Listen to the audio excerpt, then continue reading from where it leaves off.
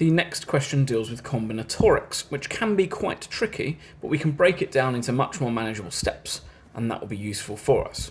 In this question, you need to explain your reasoning. I'm going to write some words to label what I'm doing. How many ways are there to rearrange the 10 letters in the word positivity?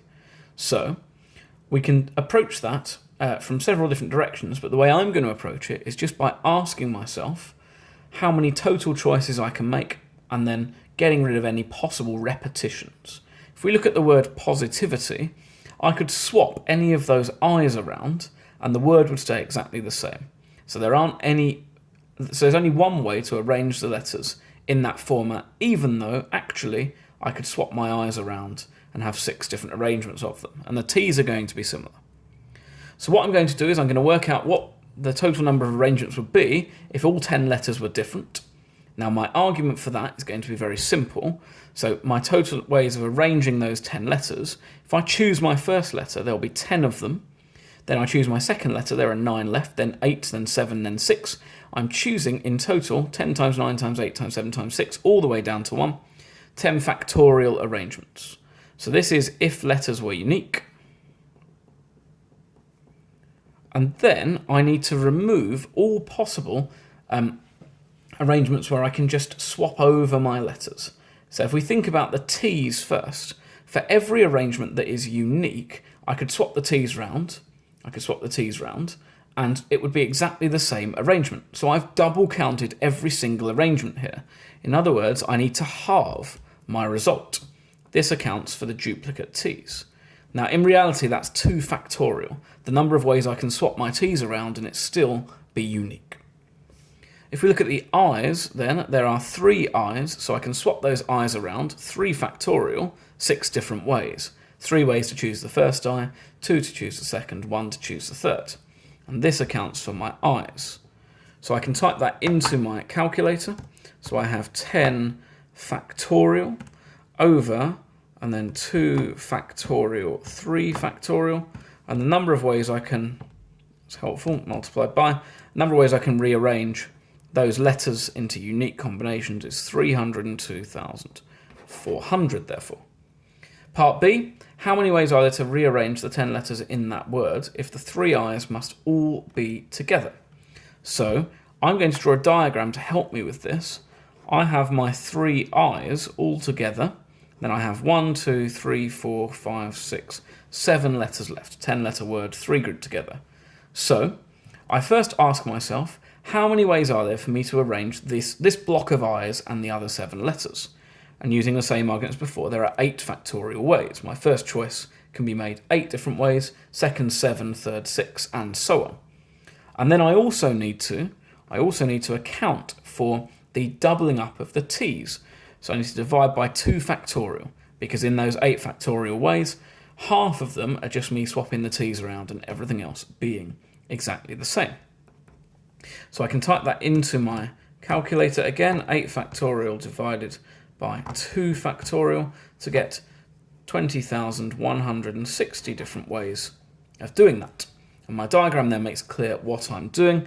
I'll just label here, this is the T's, the duplicate T's.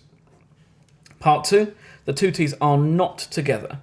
Easiest way to do this, I would say, is I'm going to take all possible arrangements with no restriction, subtract the T's together. That's what I'm going to do.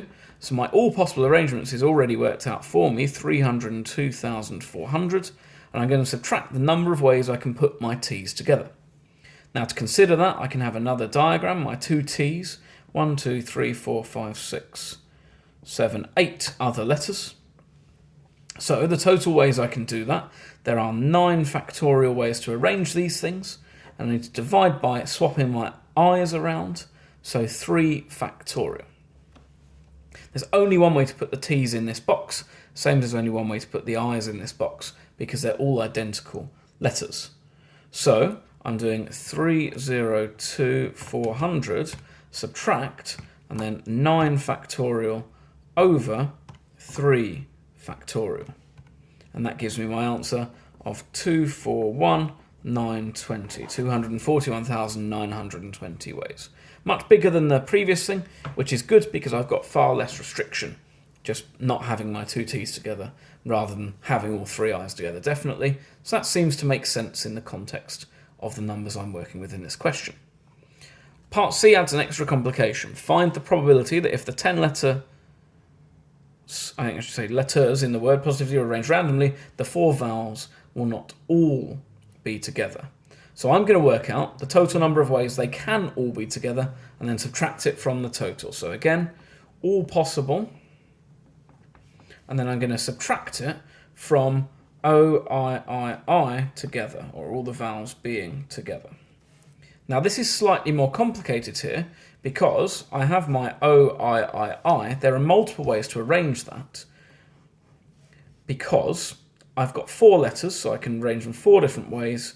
3 of the i's are duplicates, so I need to divide by the ways. I can just swap those around. So there are 4 ways to rearrange that box of all my vowels. I could have O-I-I-I, or I-O-I-I, or I-I-O-I, or I-I-O. 4 different ways to do that rearrangement. And then I have, so I've got rid of 4, so I've got 1, 2, 3, 4, 5, 6 other letters to also arrange.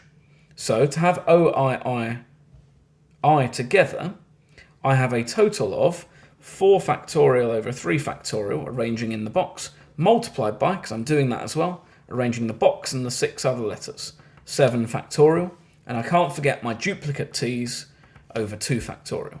So the O-I-I-I together then is going to be equal to, I have 4 factorial over 3 factorial, multiplied by 7 factorial over 2 factorial. I have a total of 10,080 ways.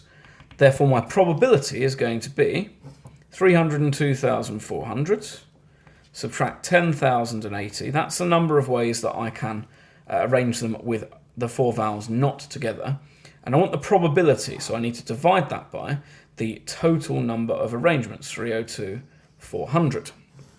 Typing that into my calculator, 302,400 subtract 10,080 over 302,400 gives me 29 out of 30 as my final answer.